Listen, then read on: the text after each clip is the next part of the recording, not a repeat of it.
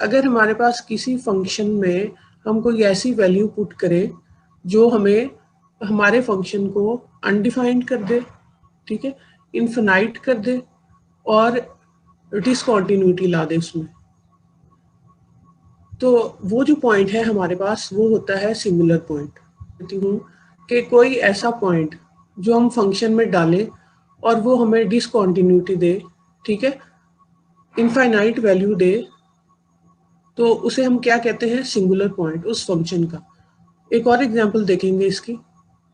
अच्छा, हमने डिफाइन कर लिया singular point of a function को। अब हम उसकी एक और एग्जांपल देख लेते हैं। हमारे पास फंक्शन है ez/z+2 एंड z+j। अब हमने इसका सिंगुलर पॉइंट फाइंड करना है। सिंगुलर पॉइंट फाइंड करना है कैसे, कि हमारे पास जो डिनोमिनेटर में वैल्यूज हैं उनको इक्वल टू 0 करेंगे और जो हमें उस पॉइंट की वैल्यू मिलेगी वो हमारे पास सिंगल पॉइंट कहलाएगा। उस पॉइंट पे हमारा जो फंक्शन है वो जो है डेफिनेट नहीं होगा, ठीक है, डिफाइंड नहीं होगा, इनफिनाइट होगा। तो यहाँ ये जो एग्जांपल है इसमें हमारे पास क्या है, वैल्यू z इक्वल टू -2 हमें सिंगुलर पॉइंट मिलता है और z इक्वल टू -a होता है। 4 टाइप्स हैं। पहली क्या है, आइसोलेटेड सिंगुलैरिटी, दूसरी रिमूवेबल सिंगुलैरिटी, तीसरी है एसेंशियल सिंगुलैरिटी और चौथी है पोल। ठीक है, फर्स्ट पे आए, आइसोलेटेड सिंगुलैरिटी क्या है।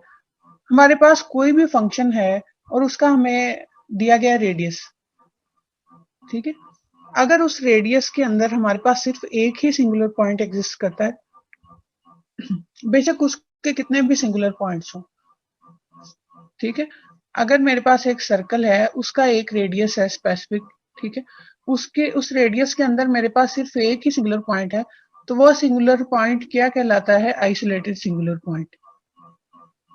यानी एग्जांपल देखें क्या है, f of z is equal to 1 over z minus 2 z minus 3। इसका रेडियस कितना है, 2.5। अब सिंगुलर पॉइंट यहाँ दो हैं, एक 2 है और दूसरा 3 है। अब हमने 2 जो हमारा सिंगुलर पॉइंट है इसके आसपास हमने मिनिमम रेडियस में देखना है। मिनिमम रेडियस क्या हो सकता है, 2.01, 2.02, 2.1, 2.2, ठीक है। इसमें देखना है कि हमने क्या इसमें कोई और सिंगुलर पॉइंट एग्जिस्ट करता है। अगर उस मिनिमम रेडियस में कोई और सिंगुलर पॉइंट नहीं है तो हम उसे कहते हैं आइसोलेटेड सिंगुलर पॉइंट, ठीक है, वो कहलाएगा आइसोलेटेड सिंगुलैरिटी।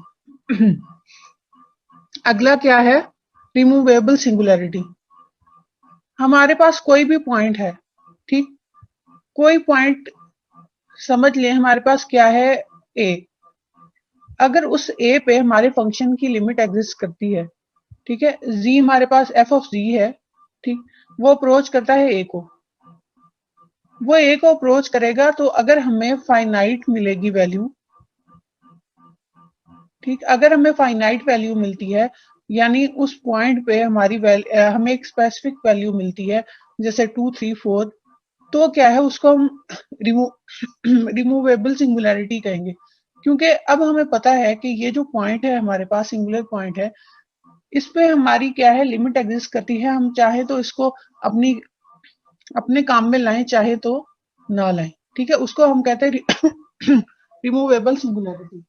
एसेंशियल सिंगुलैरिटी वो है जिस पे हमारी लिमिट एग्जिस्ट नहीं करती, ठीक है, कोई भी पॉइंट है हमारे पास जी जो अप्रोच करता है ए को और उस पे हमारा जो है अनडिफाइंड आंसर आता है, फाइनाइट नहीं आता, तो क्या है उसको हम रिमूव नहीं कर सकते, वो लिमिट हमारे पास एग्जिस्ट ही नहीं करती, हम उसको यूज नहीं कर सकते, तो हम क्या है उसको रिमूव नहीं कर सकते, तो वो होती है एसेंशियल सिंगुलैरिटी।